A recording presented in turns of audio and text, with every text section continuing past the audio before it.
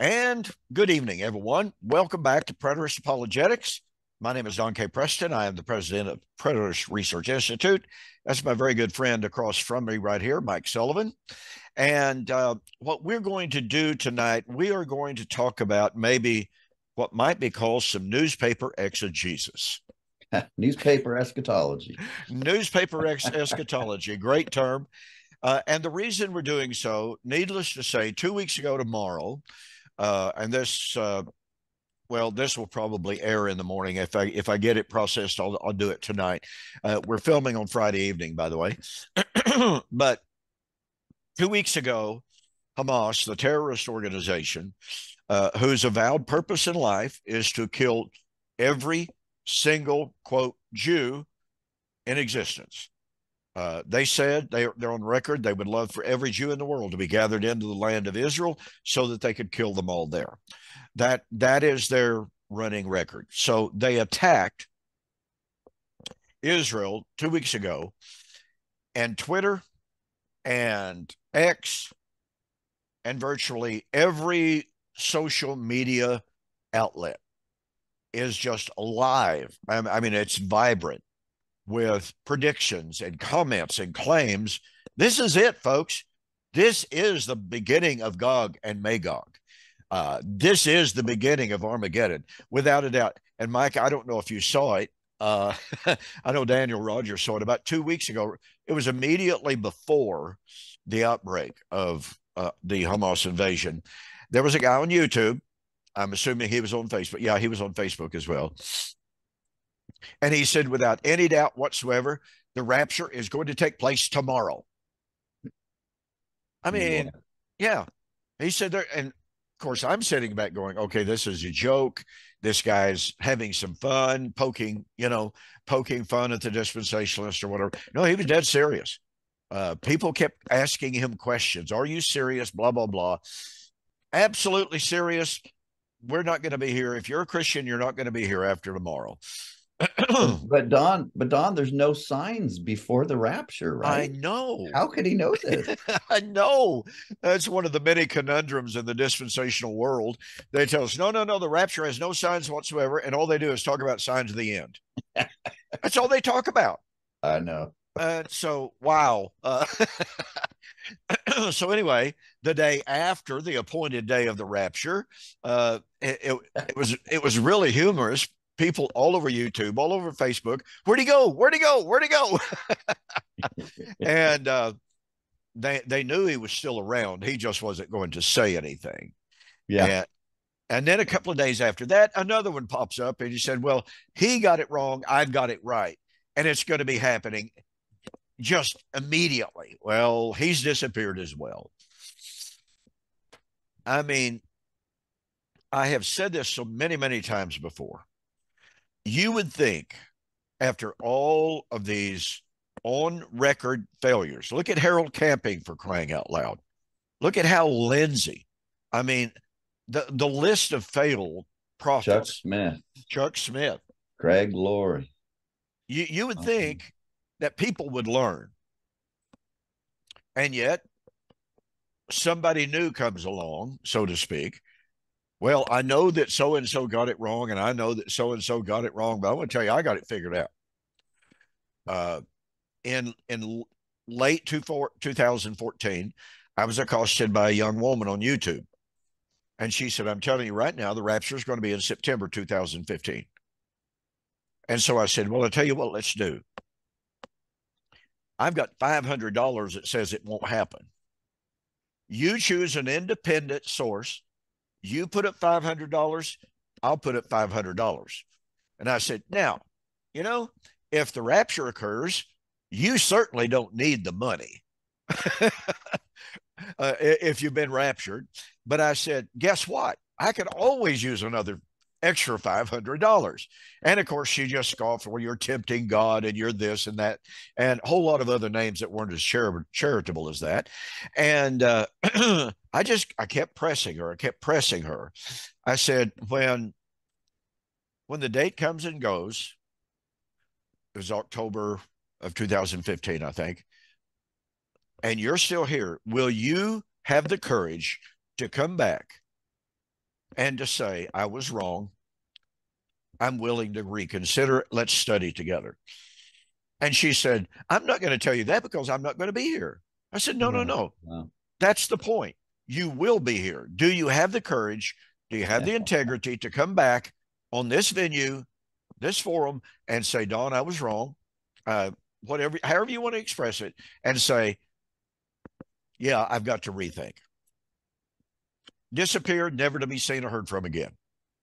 That was in 2014 and 15. So, ladies and gentlemen, I say that so that as you read and as you watch, all of these so-called prognosticators on Twitter and X and whatever, and they're telling you these these events are absolute proof positive. Number one, that we're in the last days. Number two, that the rapture and the Messianic temple and all of this kind of stuff is imminent. Just remember all of these multitudinous failures and ask, why were they all wrong and this prediction is right? Why? Where's the biblical justification? Yeah, and I wish it could be as innocent as it had been in the past, but right now, it's something I dealt with in my book, Armageddon Deception, where you have these globalists like Klaus Schwab, and they're pushing this agenda 2030. So by 2030, they want to roll out the one world currency and so forth. And the Rothschilds have started wars and revolutions in the past. Absolutely. Absolutely. And so what they're doing, Don, is they're playing the Muslims and Islam. They're letting them think that they're self-fulfilling their prophecies for this war. All right. Because just like we have Hal Lindsey's and John Hagee's in evangelical Zionism that do the newspaper eschatology, Islam has theirs. Mm-hmm. They have their newspaper eschatology, folks. The end is near. Mahdi is coming. Their version of second coming is coming of Jesus. And then you have the Jews in Israel, the Zionists there. They also interpret everything through the newspapers. Okay, the war with the Muslims. Gog and Magog is here. And so you have these other people that kind of sit above. They're called the international bankers. Mm-hmm. And they let this all play out because, great, the more war that takes place, the more your economies are drained. And you need to come to the central banks begging for loans, and we're going to give you high interest. So, and of course, we see it with the evangelical Zionists. They're suckers for this. And I hate to put it that way, but that's just the way it is. And we've got to get back to studying the scriptures because this isn't as innocent as it used to be. Yeah, I agree with that. To the point where the church is not developing a worldview that has a long-term strategy to deal with these issues. They almost rejoice in the New World Order because they think it's a fulfillment of the book of Revelation, which to them means they're going to fly off the earth and everyone else is going to have to deal with the problems. Right. But that's a short-term, non-biblical situation. So when it doesn't happen, we've got all this evil just kind of, coming over the culture. And that's my concern. That's why I wrote the book, is because we've got to get a long-term strategy going here. Well, I think that's extremely well stated, Mike. And I know Daniel Rogers and I were discussing this very same thing on Tuesday night. And Daniel and I kept saying the only solution to the conflict in the Middle East is the proper biblical view of eschatology. And that's all there is to it. And listen, I had one fella in the Churches of Christ, a very well-known debater. Alan Hires is his name. He's getting quite elderly now. But nonetheless, he was challenged repeatedly to debate me. And his response, finally, after just ignoring me, now, mind you, he was a very, very highly thought of debater. I mean, this is a guy, but he won't debate me. So anyway, finally, in response to one of many debate challenges, he said, why should I debate you? Because there's no more interest in the subject of eschatology than there is on the number of angels that can dance on the head of a pin. And ironically enough, just I think it was 2 weeks before he sent that to me with that really snide, sarcastic response, was I had a radio debate on John Anderson's Voice of Reason program with Dr. David Inglesma out of Grand Rapids, New Mexico. According to John, who had access to the records, there were a minimum of 225,000 people tuned in to that debate. Now, according to Alan Hires, nobody's interested in eschatology. And yet, in one debate, and John also heard from the folks at the radio station that was handling the debate that every circuit that they had was blowing up with people trying to get on. And so there's no telling how many people watched or listened at the time, listened to the debate after it was live. But 250,000 people were listening to the debate while it was live. And how many sermons for the last couple of weeks have been dealing with the end is near, Israel's the super sign, the raptures? I mean, and even preterists pastors are kind of forced to deal with this to counter the newspaper exegesis and the newspaper. And it's a great opportunity for us. Let's face it. It honestly is a great opportunity because people are thinking about it. People are worried about, is this really the sign of the end? And is this the outbreak of Gog and Magog? So what Mike and I want to do tonight, ladies and gentlemen, we want to talk about the war. We want to talk about Armageddon. We want to talk about Gog and Magog. Now, in the dispensational world, depending upon whom you read or listen to, there's a little bit of confusion. You supposedly have Armageddon at the beginning of the millennium. That's when Christ comes and destroys the 200 million army of the Chinese, supposedly. And then at the end of the millennium, then you have Gog and Magog. Now, that's kind of the standard view. Okay. Now, in ancient rabbinic thought, there is no such delineation. Armageddon and Gog and Magog were all thrown into the same pot, and they were generally referred to simply as the war. And by the way, that's basically the biblical view of it. There is no genuine concept of Armageddon and then 1,000 years later, Gog and Magog. But don't they have, the dispensationalists even have, or the premillennialists have another problem? Not only do they make a distinction between Armageddon and Gog and Magog, but Gog and Magog is really addressed in Revelation 19. He cites Ezekiel, right? 38, 39. Absolutely. So you've got Armageddon after the rapture, 7 years of tribulation, supposedly. Then you have Armageddon here. And then you have some aspect of Gog and Magog before the 1,000 years. And then you have another aspect of the Gog and Magog war at the end of it. Is a nightmare. Well, let me correct one little small thing there.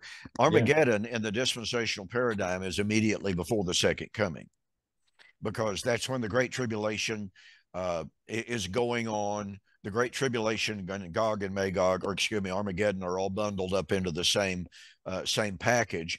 And at the height of the Great Tribulation, Armageddon, then Christ comes to deliver Israel and to bring in the millennium. So that's just a slight correction there in that paradigm. Now, interestingly enough, and I touched on this ever so briefly a moment ago, in the biblical narrative, there is not Armageddon and 1,000 years later, Gog and Magog. And I would also point out, as I did a moment ago, in the Jewish narrative, there is no Armageddon and then Gog and Magog. Gog and Magog is seen as the definitive final conflict. And the Jews conflated those events in their eschatological narrative.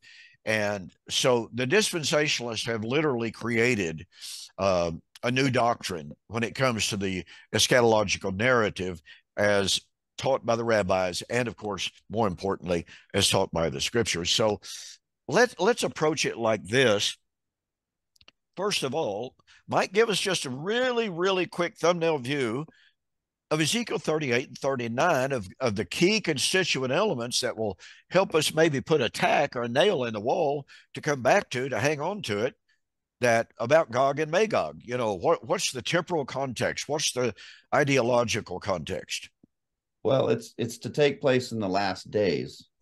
And of course, Deuteronomy 32 tells us that it's, and 31, the tail end of 31 going into 32, that the last days are the last days of Old Covenant Israel, when Israel would reach her end, not the end of time, not the end of the universe. So Ezekiel 38 and 39 are dealing with the last days of Israel.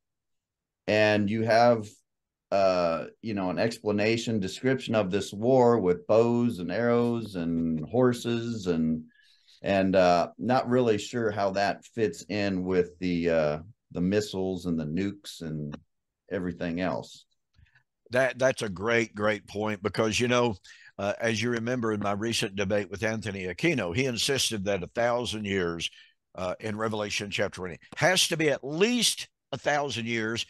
And when I spoke to him about the chain that would bind Satan, and accused him of holding a rigidly literalistic hermeneutic, which he does. He denies it. He says, I'm lying when I say that, but I'm not lying, because he says that the chain that was going to bind Satan is of some kind of actual material substance.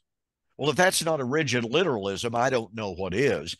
And so, of course, I didn't have time in our debate to go back to Ezekiel chapter 38 and 39 and to just simply say, okay, let's talk about the battle. Let's talk about the war of Gog and Magog. You're saying it's a literal 1,000 years, or after a literal 1,000 years, and it's a literal material chain. Let's see how the battle of Gog and Magog goes. As you just pointed out, Mike, you got literal bows and arrows, you got spears, you got literal shields, you got horses and riders. Are all those literal physical horses? Are they literal physical bows and arrows? Yeah, the dispensationalists don't they don't handle that well. If here's my question. If bows and arrows and shields and spears can be turned into Apache helicopters with the locusts and Revelation, then why can't the Old Testament authors describe Messiah's salvation in terms of being restored to the land, sacrifices, temple? You see what I'm saying? Absolutely. And then the New Testament authors and Jesus say, okay, now we were talking about in the land over here, but really it's about being in Christ. Absolutely. And Jesus is the temple. So, and we're following the New Testament inspired hermeneutic to do that. And then they say, foul, you can't do that. But yet they can turn bows and arrows into Apache helicopters. Absolutely. And wow. And this raises a really critical answer or issue for the dispensationalists, premillennialists. It doesn't matter if it's dispensational or historical.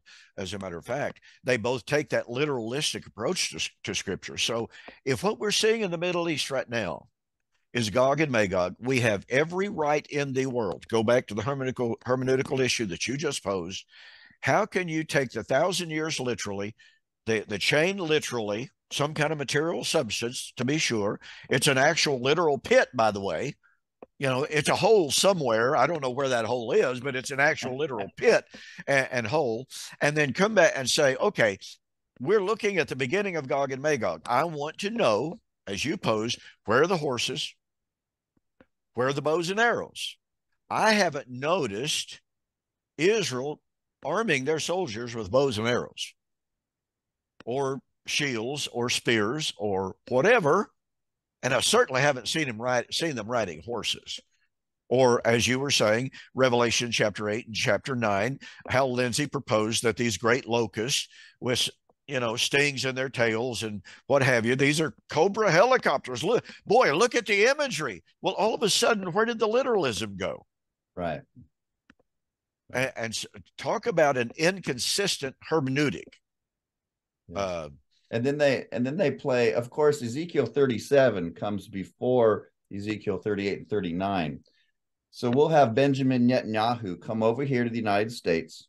Before meeting with our politicians, he meets with John Hagee, the Hal Lindsays, scams them for all kinds of money, and does speeches. Yes, Ezekiel 37 was the fulfillment of 1948.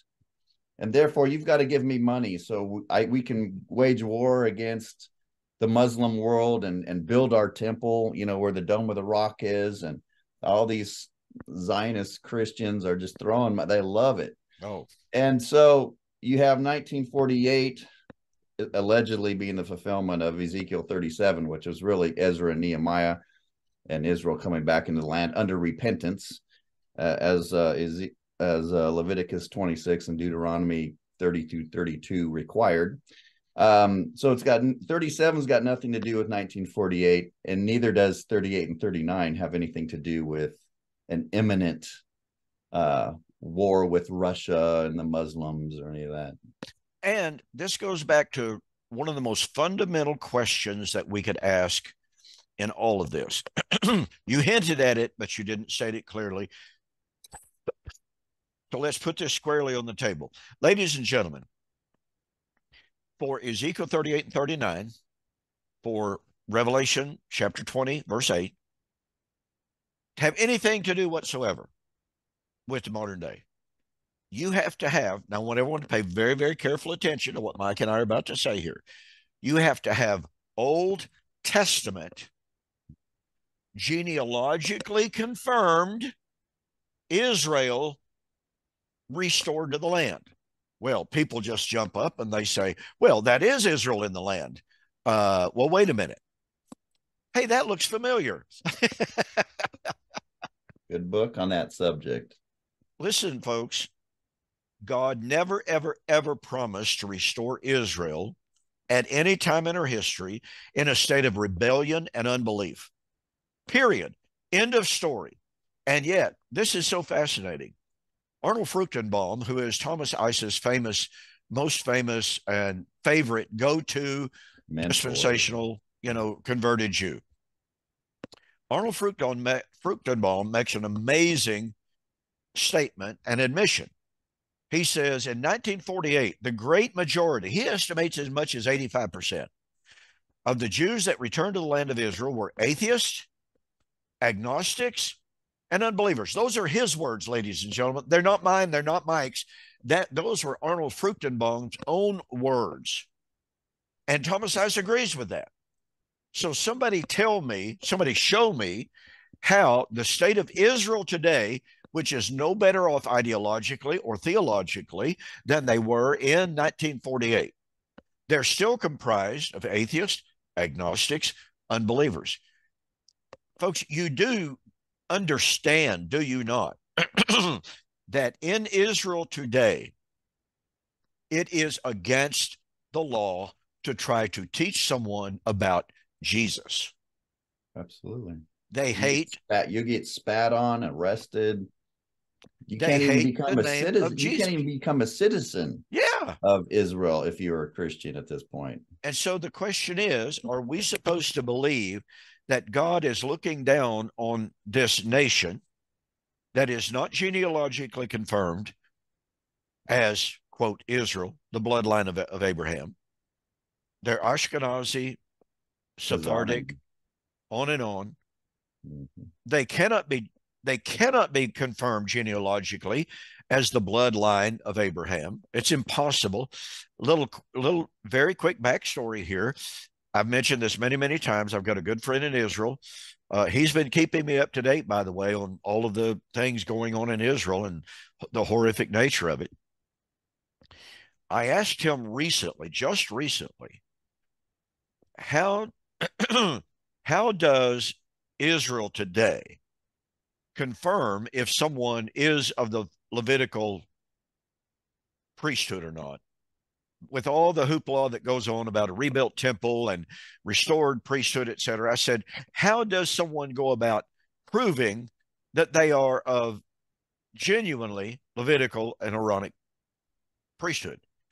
And he says, we have no way to confirm it. So he says, basically, if someone says they are a Kohen, we just accept their word for it. Say what? Yeah, that's yeah, Jesus burned the temple, and when he burned the temple, when he came upon the clouds, he burned the genealogical records.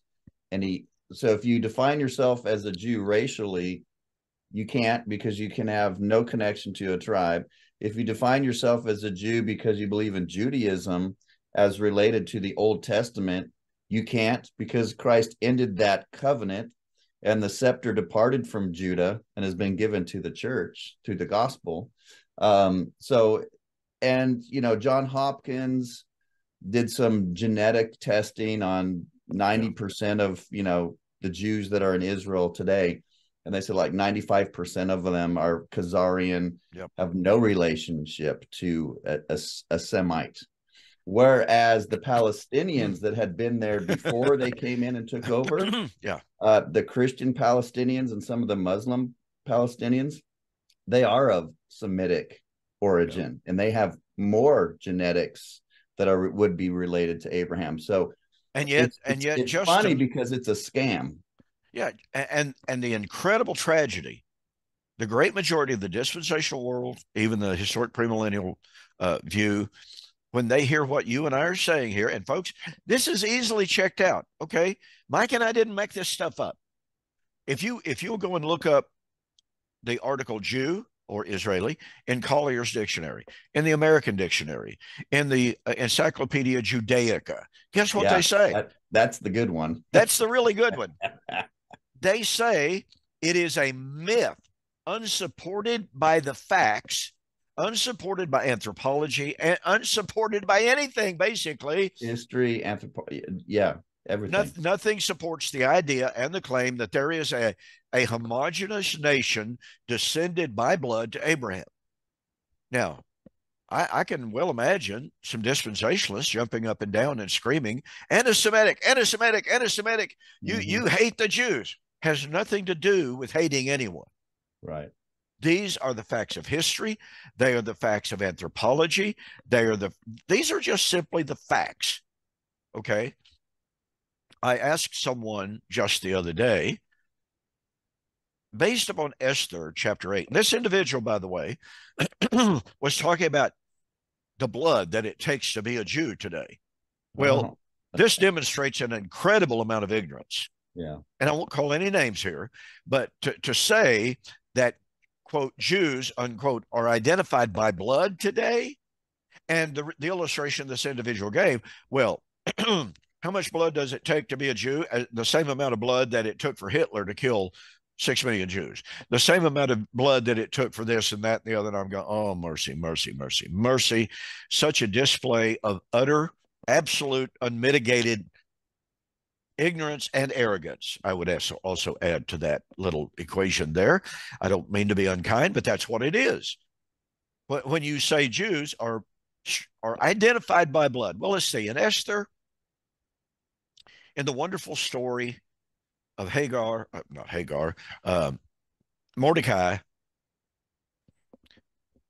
and Haman. I'll get that right in a minute.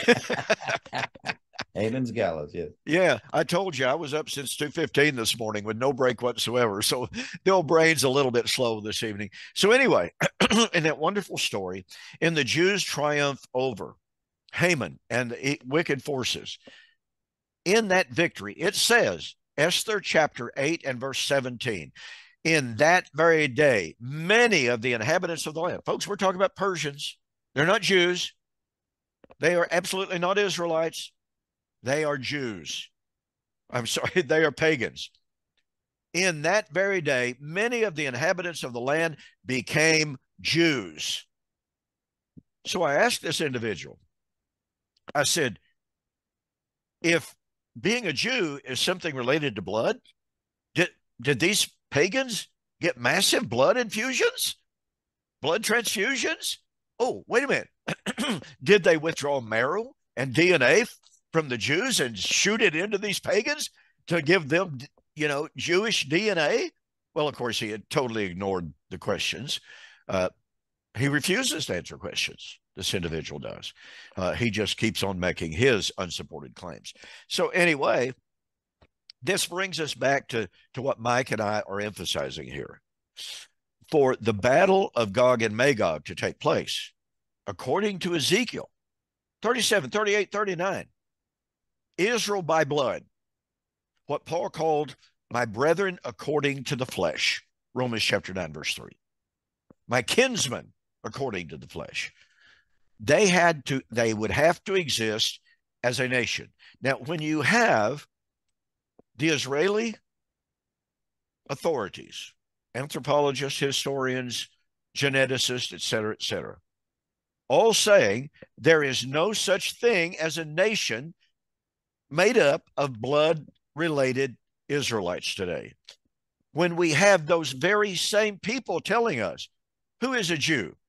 Well, a Jew is someone identified that was birthed by a, quote, Jewish mother. Well, how do you know she's a Jew? See, same old question. Right. But secondly, pardon me, a Jew, according to the Jewish sources, and this is one of the great things that bugs the stuffings out of me. I used to have a letter from the Israeli State Department stating an Israeli is someone who lives in the land. An Israelite is someone who is descended from Abraham, and there are no such people today.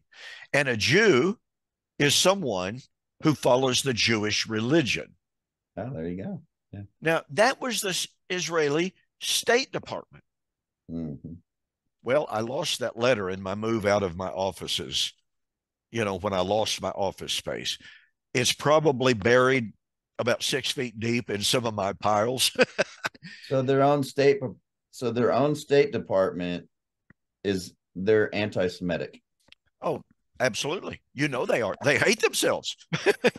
Oh, wow. Ladies and gentlemen, this is some of the evidence that is out there. This is only a smattering. Okay. Now, Mike held up my book there a moment ago, Israel 1948, Countdown to Nowhere. In that book, I go to the very verses that men such as John Hagee, Tim LaHaye, all of the prominent, John Walford on down, okay? The very verses that these men give in support of their idea for 1948 being the restoration of Israel. And they go to Ezekiel and they go to Jeremiah, et cetera, et cetera. And I show from every single one of those texts that those texts say exactly the opposite of what these men claim it says. Yeah. Now, folks, you got a real problem here.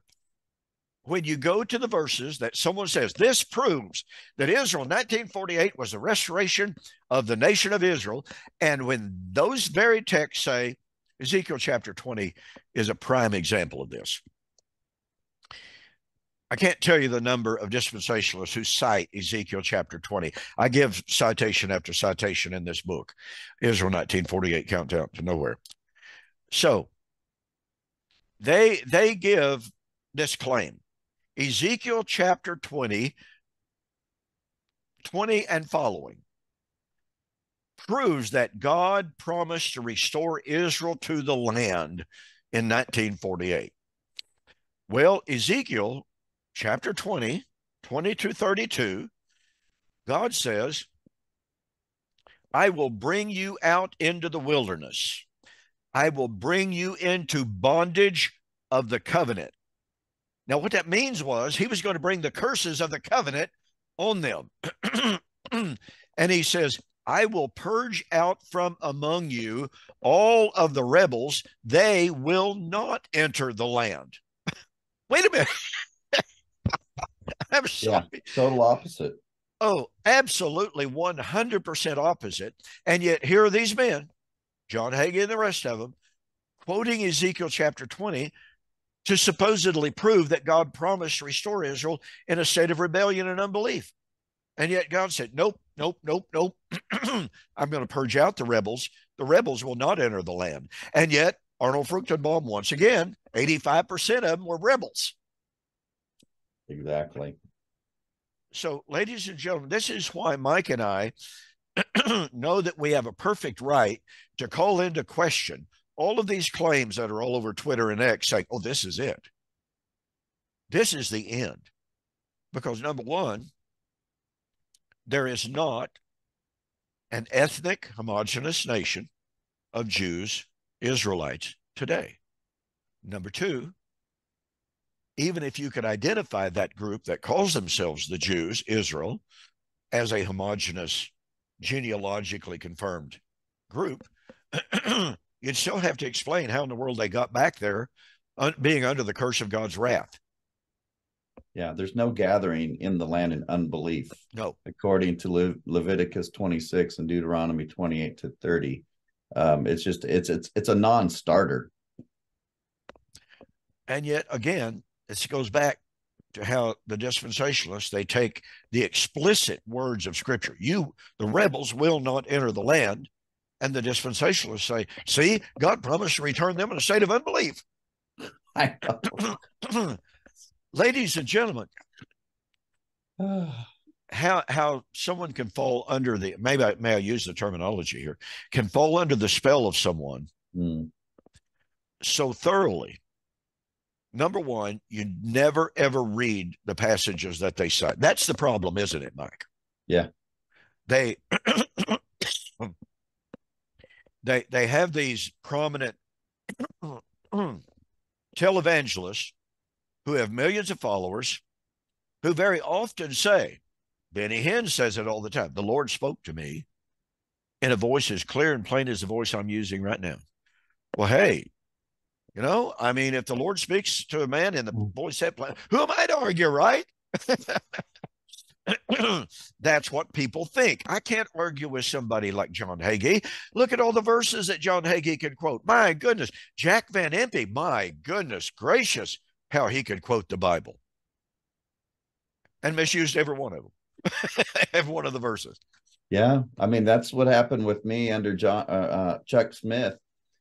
Every New Year's, we'd have a prophecy update. And I mean, that church would be filled. The fellowship hall would be overflowing. There'd be people outside because Chuck was going to give us a prophecy update. Now, granted, I had just come back from Bible college, having classes on expository preaching, classes on hermeneutics. And he opens up the Olivet Discourse, and he didn't even do anything. All he's doing is talking about current events. And, that he might refer to a passage, but again, people aren't reading these texts. Right. And what it does is it produces a bunch of professing Christians who think that are very fascinated with Bible prophecy. I mean, look at Hollywood. How many movies have been made on Armageddon alone and the end of the world? Unbelievers are fascinated with the book of Revelation. Professing Christians are fascinated with the book of Revelation. So you get these guys scaring these people. The rapture is going to take place, and where are you going to be? Yep. And then and Calvary Chapel has had to admit this, because this was their success in the Jesus movement, was these prophecy updates. Yep. And when this generation was stretched out past 40 years, and then John Corson said it was 50 something years, and then all these professing Christians just start falling away because they had no root in them. That's right. This was their Christianity. They thought they were going to be raptured and be delivered from the wrath and the tribulation. And it's just like, when that fails, then they fall away because there wasn't anything there. Absolutely. Excellent assessment. Now, we don't have much time left, so we brought up Revelation, so let's go there to talk about the war. Now, we have to pick this up next week because obviously we don't have enough time to do a thorough enough job on this. But in Revelation chapter 20, now, everyone follow here, after the millennium, this is very, very important. After the millennium, what happens? The nations are gathered together, and they're gathered together for the war. I apologize, folks. I've still got a little bit of hangover from that respiratory infection. My wife still does too. So anyway, the term in the Greek is polemos, the war. Definite article is used. It's not simply, oh, well, the kings of the earth are getting together to have a big fight. No, this is the war. And I would suggest that what's being done here, what's being used here is what is known as the anaphoric article. The anaphoric article is an article that is used to discuss a subject that has already been discussed previously.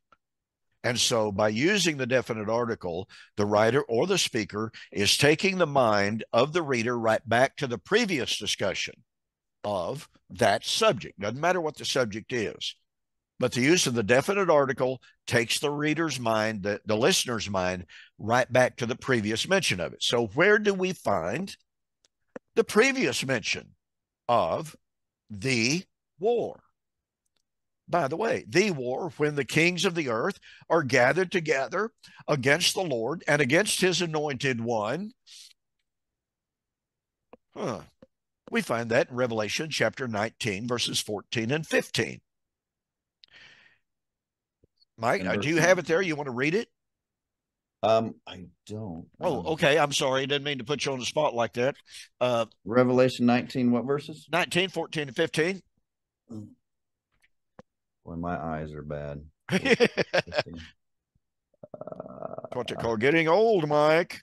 I know. Revelation 19. And the armies of heaven, arrayed in fine linen, white and pure, were following him on white horses. From his mouth comes a sharp sword with the winepress of fury and wrath of God Almighty. On his robe and on his thigh, he has a name written, King of Kings and Lord of Lords. Okay, let me interrupt you there. It's verse 19. Verse 19. That's what I thought. Yeah. And I saw the beast and the kings of the earth with their armies gathered to make the war against him who was sitting on the horse and against his army. Okay, notice what we've got here. Revelation chapter 20, the kings of the earth are gathered together to make the war against Christ and against the holy city. The war, armies of the nations gathered. Revelation 19, the nations of the armies are gathered together. Only now we are introduced, not for the very first time in the book of Revelation by any means, but now in chapter 19, we have the beast and the false prophet are gathered with the armies to fight against the Lord and his armies. Only he's got an advantage because he's the King of Kings and Lord of Lords. But why are they gathered together? Well, look again what it says. I saw the beast, the kings of the earth, their armies gathered together to make the war against him who sat on the horse and against his army. Then the beast was captured, and with him the false prophet, he worked signs in his presence, by which he deceived those who received the mark of the beast and those who worshipped his image. These two were cast alive into the lake of fire, burning with brimstone. The war did not go real well for the beast and the prophet. They are taken, cast into the lake in the war. Okay. Now, once again, we have the use of the definite article. 16:14. Chapter 16 and verse 14. I just happen to have it open there. So here we go. In chapter 16, and I'm going to start with verse 12. Then the sixth angel poured out his bowl on the great river Euphrates, and his water was dried up, so that the way of the kings from the east might be prepared. And I saw three unclean spirits like frogs coming out of the mouth of the dragon, out of the mouth of the beast, and out of the mouth of the false prophet. Wait a minute. We just read about the beast and the false prophet back here in chapter 19. Recapitulation. Okay. For there are spirits of demons performing signs which go out to the kings of the earth. Wait a minute. Chapter 19, gathering the kings of the earth. Chapter 20, verse 8, gathering the kings of the earth. Man, you know, if this all takes place in such a short period of time, man, there's a whole lot of wars and a whole lot of ending of wars and a whole lot of gathering of nations, and wow. But And yet it is never the wars. Yeah. It is War, singular. the singular war. This is where the amillennialist shines. Robert Strimple, who came against us with some partial preterist, but Strimple, responding to Gentry, writes this in a debate on the millennium. He says, in Revelation 16:14, kings are called forth to the battle or to the war. In 19:19, the beast and the kings of the earth come forth to the battle or the war. In 28, Satan leads his hosts up to the battle. It seems clear that these three texts describe not three battles, but one. And then Kistemacher gets into, and Strimple, with the definite article, the war. And they make it clear, and they show the recapitulation between Revelation 16, 19, and 28. And that's where we're like, yeah, we agree. Amen. With you. But, appreciate it. But the Amillennialist has a really weird and whacked out understanding of what this war is. But exactly. And by the way, as you well know, Gregory Beale also believes that the book of Revelation is recapitulatory. absolutely. So he's on the same page with it's the war. It's not wars, but the dispensationalists, because they see the book of Revelation as sequential, right, consecutive, they've got to have three wars, not one, but three. And not only that, they've got to have the beast and the false prophet defeated three times. Yeah. I mean, and the partial preterist takes the war, Armageddon in Revelation 16, 80, 67 to 70. The war in Revelation 19, same one, 80, yep. 67, to 70. But all of a sudden, when we get into the golden calf of the end of the millennium verses, 25 through 15, there's no way this can't be the same war, because that would mean that the millennium is over. Those full preterists were right. That's exactly before. Right. That is exactly right. Now, let's notice something about chapter 19 and the war. That the war occurs at the coming of the Lord. Mm-hmm. He's the great white warrior, so to speak, or the warrior on the great white horse. And he does battle with the beast and the false prophet, throws them into the lake of fire and brimstone. That's the coming of the Lord. That's the parousia. Chapter 16. What is chapter 16? He comes as a thief. Where he comes as a thief. Before? Yeah. Even within Revelation, early on, is it in chapter 3? He comes as a thief. And in the context, he comes soon. Yeah, exactly. Now notice this, ladies and gentlemen. So here we have, now remember, chapter 20 and verse 8 is Gog and Magog at the gathering of the nations for the war. Chapter 19 is the gathering of the nations for the war at the coming of the Lord. Well, that must mean, unless you can prove a delineation, that must mean that the coming, or that the battle of Gog and Magog in chapter 20 and verse 8 is also at the coming of the Lord. Once again, recapitulation. Now, in chapter 16, once again, what are they being gathered for? Well, they're being gathered together at the place that is known as Armageddon. This is Armageddon. This is where the kings of the earth are being gathered for the great day of the Lord Almighty. By the way, I think it's really, really cool. Peter Leithart, this kind of a side note, but I think it's really kind of cool. Peter Leithart made a note on chapter 16 and verse 12. He said, then the sixth angel poured out his bowl in the great river Euphrates, and his water was dried up so that the way of the kings from the east should be prepared. Leithart points out, if you're talking about the destruction of Rome, the kings didn't come from the east, they came from the north. Right. Guess where the armies came, the Roman armies came to destroy Jerusalem? Guess which direction they came from? From the north. And the east. They crossed the Euphrates. They literally did. So right. That's a really, really interesting historical note. And yes, Vespasian especially did enter the land from the north, but also his auxiliary forces came from the east. Wow. Just and a pretty the interesting thing about Revelation 16, other than him coming as a thief, which is clearly AD 70 and a soon coming, is what is the purpose of this war? It is to judge who here? And I think Absolutely. someone wrote a good book with that question. I'm not sure.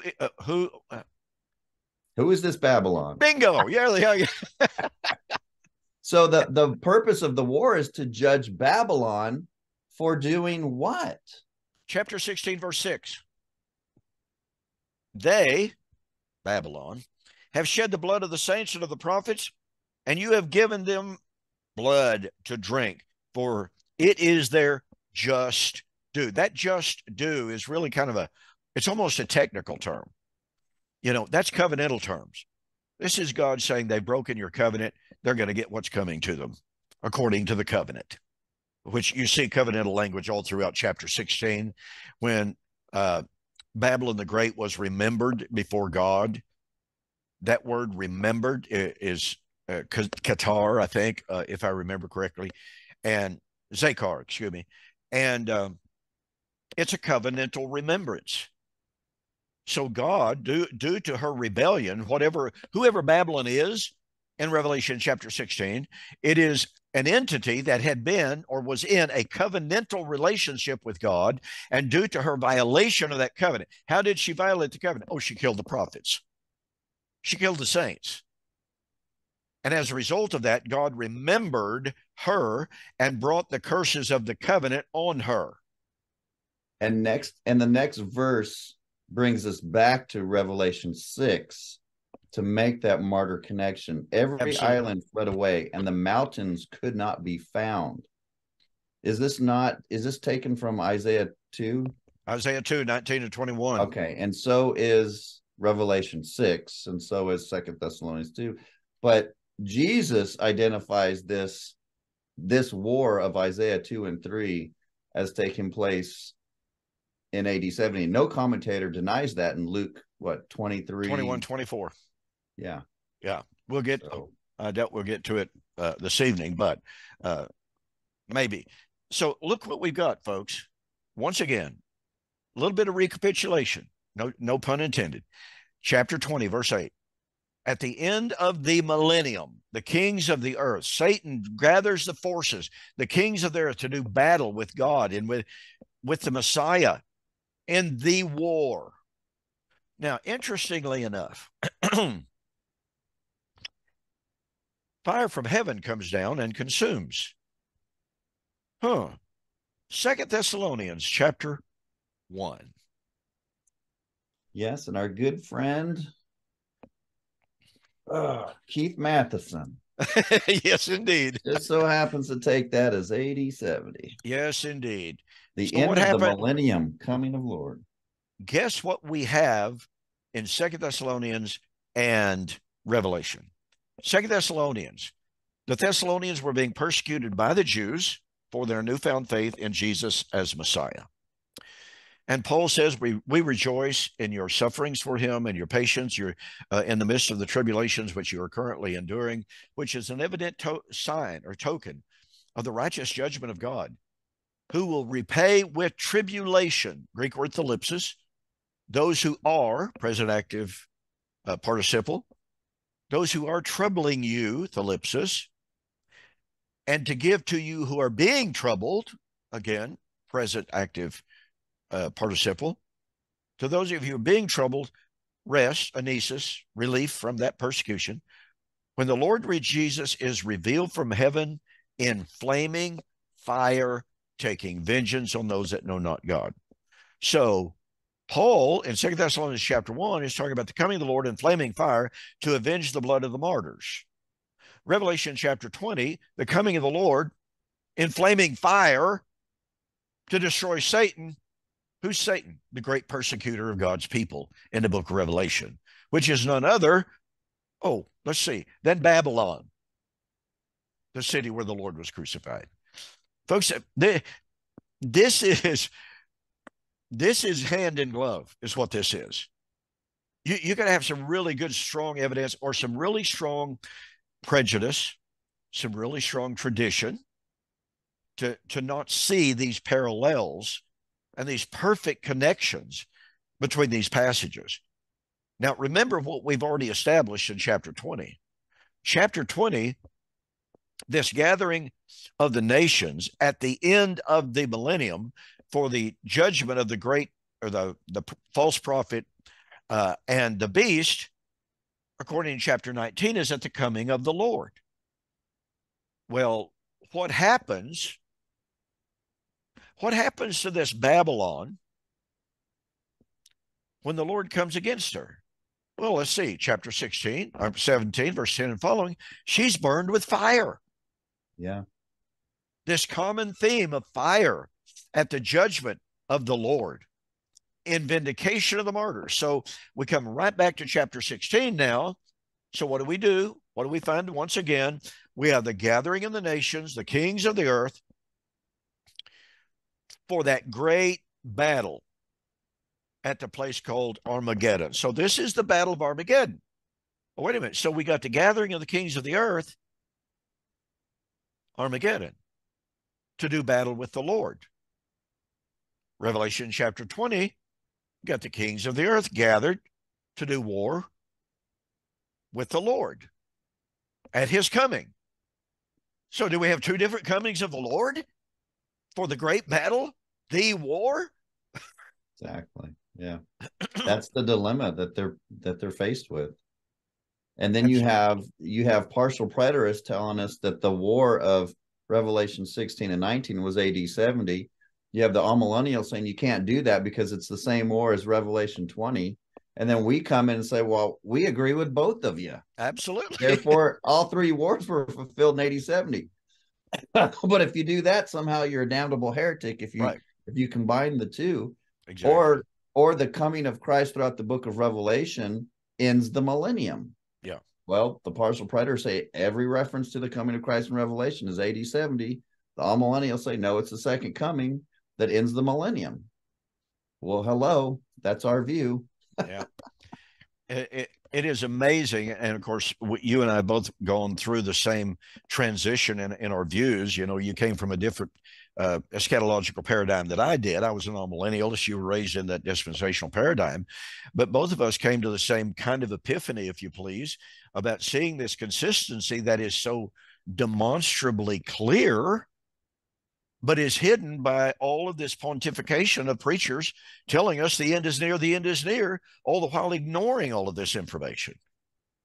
I mean, it's the evidence is overwhelming, and we want to be as kind and respectful as we possibly can here, ladies and gentlemen. Mike and I both know how difficult it is to change your overwhelming paradigm. I mean, it's traumatic. But God calls on us to be good students, humble before him. You know, if there's any one message that Jesus and his apostles taught during the entirety of Jesus's personal ministry, beware of traditions of men. Yeah. Don't make null and void the commandments of God due to your traditions. Do not go beyond what is written, and do not add to the prophecy of this book. Yeah. You know, Paul said, our hope is on things which cannot be seen, not on the things which can be seen. It just seems like everything is just flipped on its head when it comes to futurism. They spiritualize apocalyptic language, or no, they literalize apocalyptic language that are supposed to be taken symbolic and metaphoric, and then they spiritualize the time statements, which they're supposed to take literally. Exactly. And that's how we got into the mess that we're in. Absolutely. Okay. A couple of real quick thoughts here. I think you can see, folks, how Revelation chapter 20, gathering of the nations, day of the Lord, the coming of the Lord in flaming fire at the end of the millennium, the judgment of the beast, the prophet, Satan, etc., etc. Chapter 19, and that's the war. The war. Hang on to that, folks. That's so important. It's the war, as we've already said. It's not the wars and it's not the battles. It's the singular war. Chapter 19, coming of the Lord for the battle against the prophet and the beast in the war for the vindication of the martyrs. Revelation chapter 19, 1 and 2. Rejoice, O saints, and those in heaven, because he has avenged the blood of his martyrs and of his saints. That's a direct quote from Deuteronomy 32:43, ladies and gentlemen, which was to be fulfilled when? When? Mike, do you have the answer to that? This generation, and in a very little while. In Israel's last days. Yes. So, coming of the Lord, judgment, resurrection, false prophet, beast, defeated, the war. Chapter 16, gathering of the nations, gathering of the kings for the war at Armageddon. Clearly, Armageddon and Gog and Magog are the same. They are clearly the same, unless you can invent all these different wars. And if you're going to say, well, Revelation 16, Armageddon is one war, but Revelation chapter 20 is another, then why don't we have a multiple of polemoi? Why don't we have that? Yeah. Why are there not clear delineations? Instead, John's just too stupid to, I guess, know what the plural is there. I would add that the Dead Sea Scrolls, the Qumran community understood that the Battle of Gog and Magog was going to be fought between the Romans and Jerusalem, the apostate priesthood and the Pharisees. That was their understanding of Gog and Magog. Because I already hear the futurist out there saying, but it's the kings of the nations and the world, and this has got to be a global thing. The first century Jew didn't understand it that way. And so you got to understand that the Roman Empire took over different nations. I believe there was about 10 nations that they had taken over there in the known world. And they formed their armies with the best of those nations. Exactly. So when the Roman army surrounded Jerusalem, just like Luke 21 says, that was the nations of the world. And then you have the zealots coming from different cities within Israel. And Russell tells us that the Jews, and Josephus tells us that each of those cities were described as nations. Yes. Yes. And so you do have you have the zealot nations, the Jewish nations, and you have the Roman nations. When these armies are surrounding and desolating the city and the temple area, you have the fulfillment of that. I was reading Psalm 18 and for a devotional, and David said, wow, the nations, all the nations surrounded me. Yes. And then you read Psalm 118, and now you know how God delivered him from the nations. He came down with smoke and fire and apocalyptic language. Yes. That's what we have in Revelation. Absolutely. Well, listen, folks, we're completely out of time. We will pick this up and continue and to see if we can show you that what's going on in Israel today has nothing whatsoever to do with biblical prophecy. The war of Gog and Magog is over. And by the way, I want to introduce a word for everybody to look up. It is the Hebrew word hafthorah. And I'm not even going to define it. I'm not going to tell you what it is, but it is a very, very important word. And then I'm going to close this with an unpaid political announcement. Ta-da! That feast. Oh, you got it. This is the proof copy. It has been it has been approved. I've already ordered my initial round of inventory. I cannot tell you how excited I am. My release date, because that's how long it will take to get my inventory in. My release date will be November the 1st. Okay. And I'm going to give a very, very special introductory price. This will be the most expensive book I've ever produced, printing wise, shipping wise, all that kind of stuff. And my wife and I actually spent time today discussing it. Okay, can we do this? Can we do that? You know, what's our margin here and what have, I mean, you know how that goes. So anyway, folks, the name of the book is Resurrection Feast Fulfilled, a study of the relationship between Israel's last feast day, i.e. Sukkot, and the resurrection. This has been one of the most gratifying, exciting, fulfilling books I've ever written. I introduced this on Tuesday night with Daniel Rogers, and I made the comment then, and it will be a true until I produce another book. Okay. This is my magnum opus today. Awesome. Congratulations. Thank you. And again, I can't tell you how excited I am. So folks, be looking for this. And November 1st is the release date. All right, man. Great to be back with you again, Mike. And with that, I'm going to say good night and God bless. All right, man. Take care. Good night.